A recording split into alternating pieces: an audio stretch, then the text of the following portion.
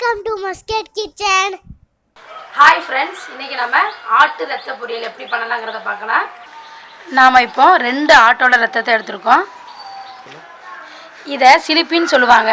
இது ஒரு 100 கிராம் நம்ம எடுத்துருக்கோம். இதை 1 ஸ்பூன் மிளகு, 1/2 ஸ்பூன் ஜீரகம், 1/2 ஸ்பூன் பெருஞ்சீரகம், 1/2 ஸ்பூன் கசகசா, ஒரு 4-5 கிராம்பு, கொஞ்சம் பட்டை எடுத்துக்கோங்க. இது கூட அரைக்கும் போது ஒரு 4-5 ஏலக்காய் சேர்த்து அரைச்சிக்கோங்க. சின்ன வெங்காயம் 1/2 கிலோ கட் பண்ணி வச்சுருக்கோம். பச்சை மிளகாய் ஒரு 6-7 கிட்ட எடுத்துருக்கோம் சின்னதாக. பெருசாக இருந்தால் ஒரு 4-5 எடுத்துக்கோங்க. இஞ்சி பூண்டு பேஸ்ட்டு 3 ஸ்பூன். துருவின தேங்காய் ஒரு கையளவுக்கு எடுத்துக்கோங்க. தண்ணி ஊற்றாமல் அந்த கரம் மசாலா ஐட்டத்தையும் தேங்காயும் பிரின்னு அரைச்சி வச்சுக்கோங்க.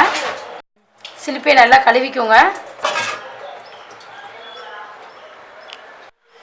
சிலிப்பியில் கொஞ்சம் தண்ணி சேர்த்து அடுப்பில் வைங்க. அது கூட கொஞ்சம் மஞ்சள் பொடி, கொஞ்சம் உப்பு போட்டு ஒரு 10 நிமிஷம் வேக விடுங்க.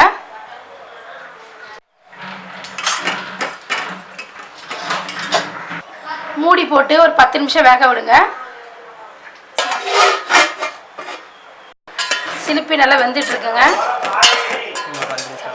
இன்னும் ஒரு 5 மினிட்ஸ் நல்லா வேகட்டும்.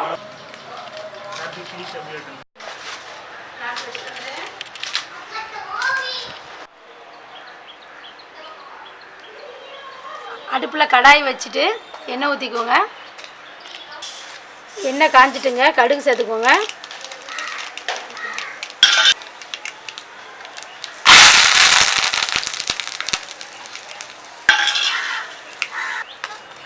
கொஞ்சம் பச்சை மிளகாய் சேர்த்துக்கோங்க.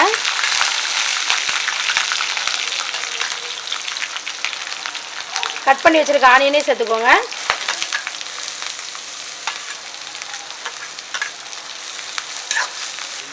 சின்ன வெங்காயம் நல்லா வதங்கட்டும். இதோட இஞ்சி பூண்டு சேர்த்து நல்லா வதக்குங்க.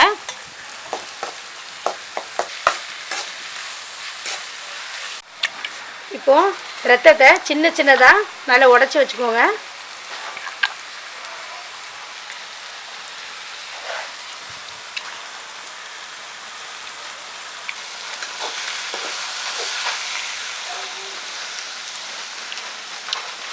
ஆனியன் நல்லா ஃப்ரை ஆகிட்டுங்க.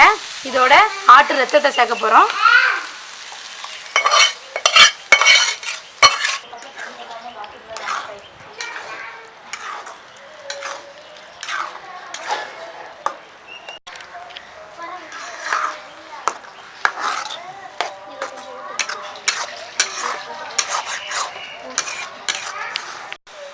ஒரு ஸ்பூன் உப்பு போட்டுக்கோங்க. ரத்தத்தோட கலரு ரெட்லேருந்து நல்லா ப்ரௌன் ஆகுங்க. அதாண்டி நல்லா வதக்கி விடுங்க. நீங்கள் இது ஃப்ரை பண்ணும்போதே உப்பு எவ்வளோ வேணுமோ அதுக்கு சேர்த்துக்கோங்க, டேஸ்ட்டுக்கு ஏற்றபடி. அதுக்கப்புறம் உப்பு போட்டால் ரத்தத்தில் பிடிக்காது. தேவையான உப்பு போட்டு நல்லா ஃப்ரை பண்ணி விடுங்க. கிண்டி விடுங்க, கிளறி விடுங்க. இது கூட சிலிப்பி சேர்த்துக்கோங்க. நம்ம வேக வச்சு வச்சுருக்கோம்ல,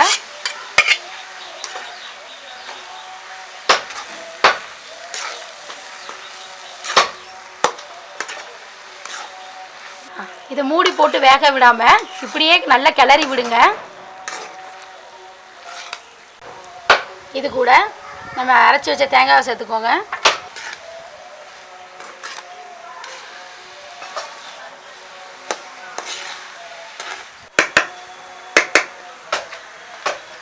ரத்த பொரியல் ரெடி ஆகிட்டுங்க.